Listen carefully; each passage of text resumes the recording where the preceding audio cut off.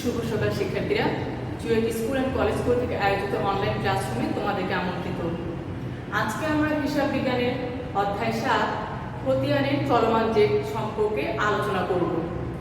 গত ক্লাসে আমরা জেনে এসেছি হিসাব চক্রের চতুর্থ ধাপ খতিয়ানে আমরা জাবেদার মাধ্যমে যে লেনদেনগুলোকে দুভাগে বিভক্ত করে থাকি ডেবিট ও ক্রেডিটের মাধ্যমে, সেগুলো প্রত্যেকটাকে আয়, ব্যয়, সম্পদ, দায়, মালিকানা সত্ত্ব প্রত্যেকটার আলাদা আলাদা হিসাবগুলো শ্রেণীতে ভাগ করে আমরা খতিয়ান প্রস্তুত করে থাকি।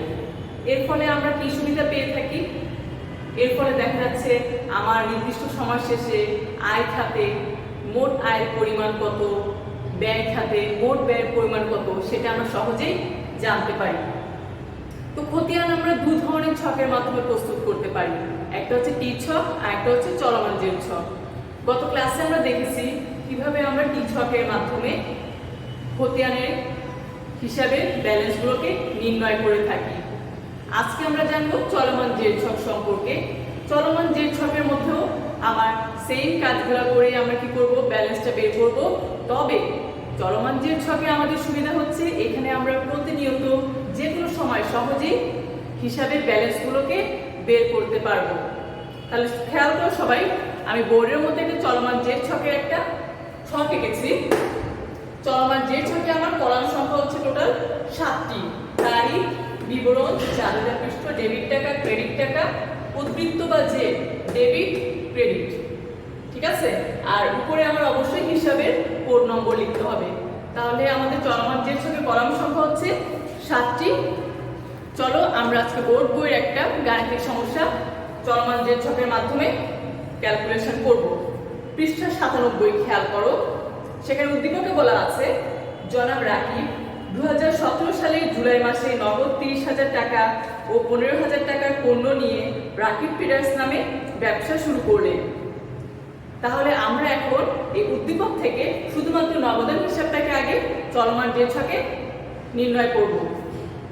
তাহলে নগদ যদি 30,000 টাকা আর 15,000 টাকার পণ্য নিয়ে ব্যবসা শুরু করে, তাহলে নগদান হিসাব হচ্ছে ডেবিট, ক্রয় হিসাব হচ্ছে ডেবিট, আর এই দুটো সমষ্টি হচ্ছে আমার জন্য মূলধন হিসাব ক্রেডিট। সম্পদ বৃদ্ধি পাচ্ছে, পাশাপাশি মালিকানা সত্ত্ব বৃদ্ধি পাচ্ছে। তাহলে আমরা জুলাই 1 তারিখের জন্য 2017 সালে লিখতে পারি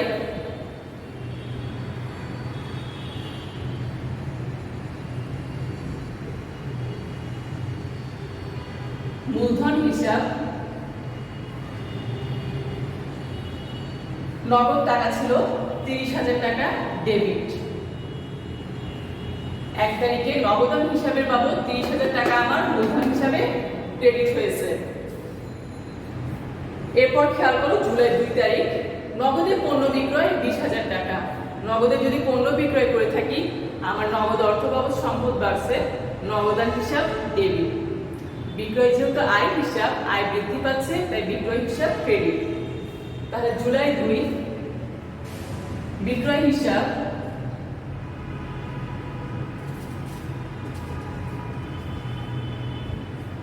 $20,000।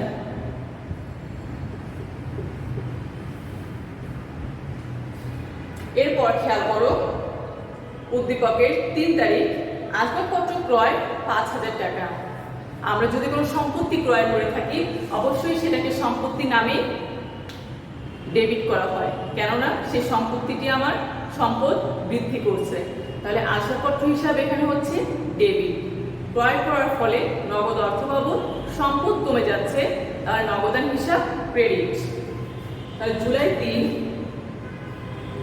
আসবাবপত্র হিসাব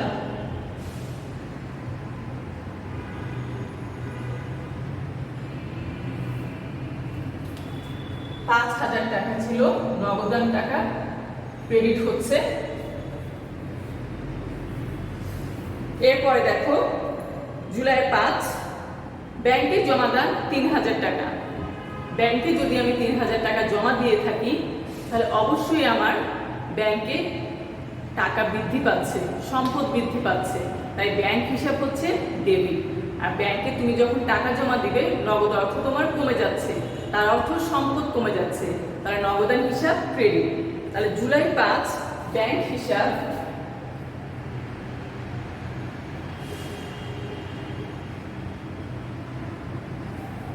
নগদ টাকা কমে যাচ্ছে, মানে ক্রেডিট ছিল আমার 3000।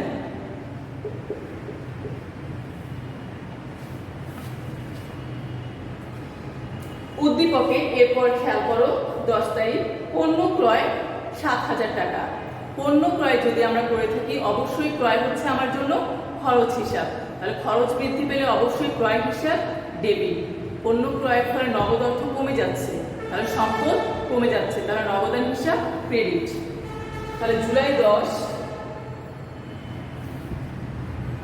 ক্রয় হিসাব নগদ অর্থ ক্রেডিট হচ্ছে 7000।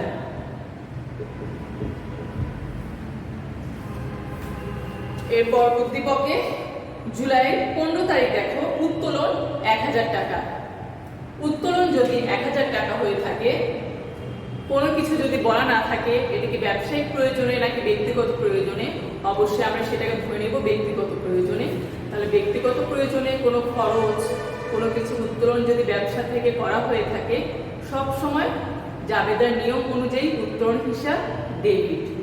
আর তুমি নগদ অর্থ উত্তোলন করছো, যার জন্য তোমার নগদান হিসাব হবে ক্রেডিট, কেননা ব্যবসা থেকে নগদ বাবদ সম্পদ কমে যাচ্ছে। তাহলে জুলাই 15 উত্তোলন হিসাব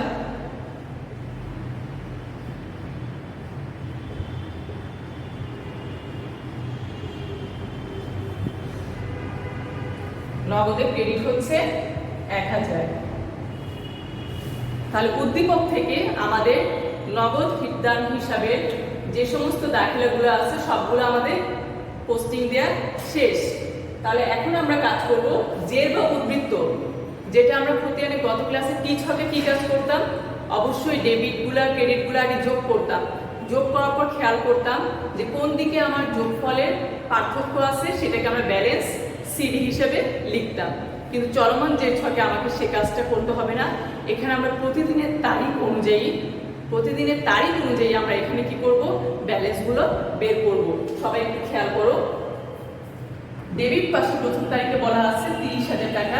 আমরা সরাসরি 30,000 টাকাটা জেরের ডেবিটে 30,000 লিখে ফেলবো বরাবর। এবার এই 30,000 টাকা থেকে পরের তারিখেও বলা আছে আমার 20,000 টাকা ডেবিট ব্যালেন্স। ডেবিট হলে অবশ্যই যোগ হয়ে যাবে, ক্রেডিট হলে অবশ্যই যোগ হয়ে যাবে। তবে ডেবিট ক্রেডিট যখনই বিপরীত হবে তখন সেটা বিয়োগ হয়ে যাবে। তাহলে 30,000 20,000 যোগ করলে হচ্ছে 50,000। ডেবিট ছিল, তাই প্রথম তারিখের সাথে দ্বিতীয় তারিখে এটা যোগ হয়ে বসছে। এবার আসো পরের তারিখটা হচ্ছে 5,000 ক্রেডিট। তাহলে 50,000 থেকে 5,000 মাইনাস করলে পাবো 45,000। 45,000 এটা কিন্তু এখনো ডেবিটে টাকা আছে। তাহলে 45,000 থেকে আবার ক্রেডিট 3,000 মাইনাস করলে পাবো 42,000। 42,000 থেকে 7,000 মাইনাস করলে পাবো 35,000। 35,000 থেকে 1,000 মাইনাস করলে পাবো 34,000। তার মানে জনাব রাকিবের নগদান হিসাবে মাস শেষে আমার ব্যালেন্স আছে 34,000 টাকা। ঠিক আছে, তাহলে আমাদের অবশ্যই যে নির্ণয়ের ক্ষেত্রে খেয়াল রাখতে হবে, যদি আমার প্রথম তারিখের সাথে পরের তারিখ ডেবিট হয়ে থাকে যোগ হবে, ক্রেডিট হলে যোগ হবে। তবে এর বিপরীত যখন হবে ডেবিট ক্রেডিট তখনই আমরা মাইনাস করব। তাহলে এভাবে করে আমরা প্রতিদিনে চলমান জের ছকে হিসাবের মাধ্যমে লিপিবদ্ধ করে ব্যালেন্সগুলোকে নির্ণয় করব। এখন আসলে উদ্দীপকের মাধ্যমে আমরা কিভাবে মূলধন হিসাব নির্ণয় করা যেতে পারে সেটা দেখব।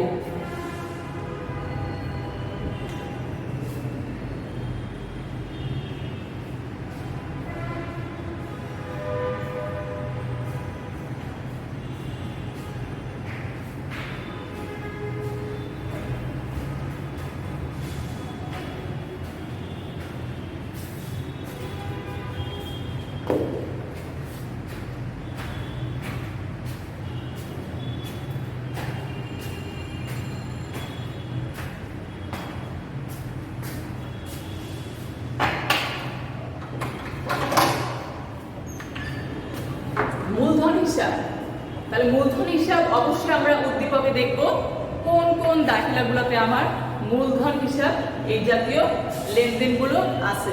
শুরু থেকে আমরা খেয়াল করি। 2017 জুলাই মাসে নগদ 30,000 টাকা ও 15,000 টাকা পণ্য নিয়ে রাকিব ট্রেডার্স ব্যবসা শুরু করলেন। তাহলে যখন কোনো ব্যবসায়ী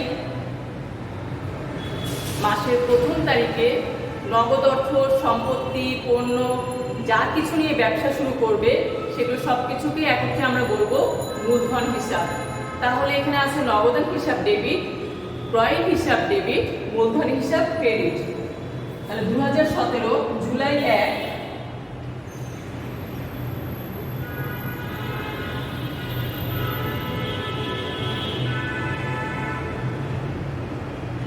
নগদান হিসাব 30,000 টাকা। জুলাই 1 ক্রয় হিসাব 15,000 টাকা। তাহলে উদ্দীপকে মূলধন হিসাবে আমার শুধুমাত্র এই 1 তারিখেই এই দুটো লেনদেন আছে। খেয়াল করো, যাদের হচ্ছে নগদান হিসাব ডেবিট, ক্রয় হিসাব ডেবিট, মূলধন হিসাব ক্রেডিট।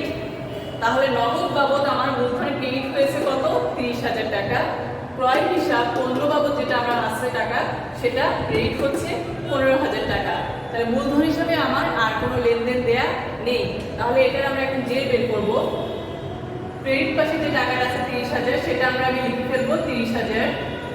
এরপর ক্রেডিট যেহেতু ব্যালেন্স, তাহলে যোগ হয়ে হবে এটা অবশ্যই 45,000। ঠিক আছে, ক্রেডিট ছিল, দুটো যোগ হয়ে বসেছে 45,000। তাহলে আমরা কিভাবে চলমান জেড ছকের মাধ্যমে খতিয়ানের ব্যালেন্স বা জেড বা উদ্বৃত্ত নির্ণয় করতে পারি সেটা আশা করি সবাই বুঝতে পেরেছো। তোমরা এই 97 পৃষ্ঠার উদ্দীপক থেকে অন্য যে সকল হিসাবগুলো উদ্দীপকের মাধ্যমে আমার নির্ণয় করা যায় সেগুলো চলমান জেড ছকের মাধ্যমে বাসায় চর্চা করবে। সবাই ভালো থাকবে, সুস্থ থাকবে। আল্লাহ হাফেজ সবাইকে।